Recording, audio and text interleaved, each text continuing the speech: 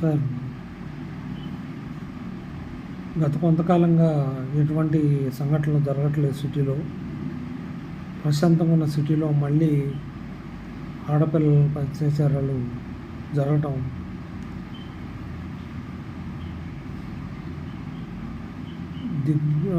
చాలా విచారకరం అండి. చట్టాలు కఠినంగా లేనంత వరకు ఇట్లాగా జరుగుతున్నాయి. మ్యాక్సిమం వైన్ షాపుల్లో,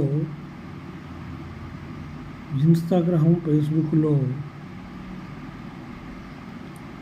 ఎక్కడికక్కడ వల్గర్ లాంగ్వేజ్ యూజ్ చేస్తున్నారు.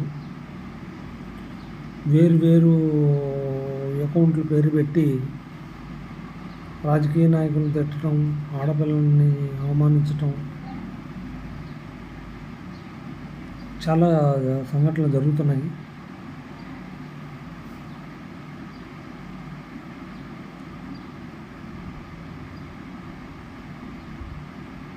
మొన్న ఎవరినో కాల్ చేసి శవాన్ని పడేశారు అన్నట్టు న్యూస్లో వస్తున్నాయి.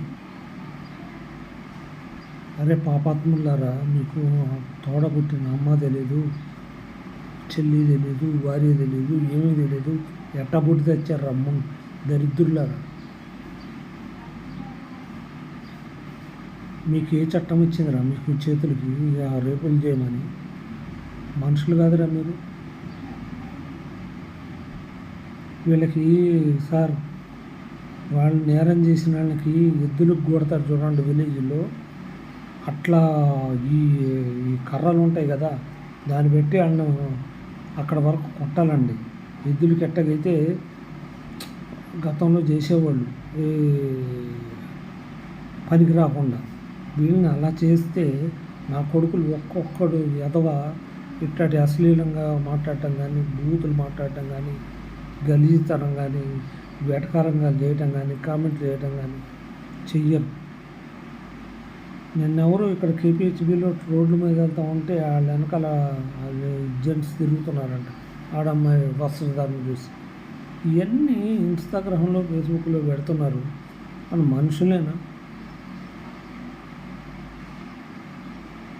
ఏదన్నా తప్పు జరిగినప్పుడు తప్పు అని చెప్పాలి. వాళ్ళని అన్నీ ఎక్స్పోజ్ చేసి వాళ్ళని పెట్టడమా? ఇంకొకటి ఏఏ అని పెట్టి అడ్డమైన బూతులండి. ఏఏ అని పేరు మీద ఎవరైతే సృష్టించారో వాళ్ళని నిజంగా వాళ్ళని ఎక్కడికక్కడ కొట్టేసి ఏం కాదు, పనికి రాకుండా చేయండి. బూతులకు వాడుతున్నారు ఇన్స్టాగ్రామ్లో కానీ, ఫేస్బుక్లో కానీ, ఏఏని తప్పుడుగా వాడుతున్న వాళ్ళందరి మీద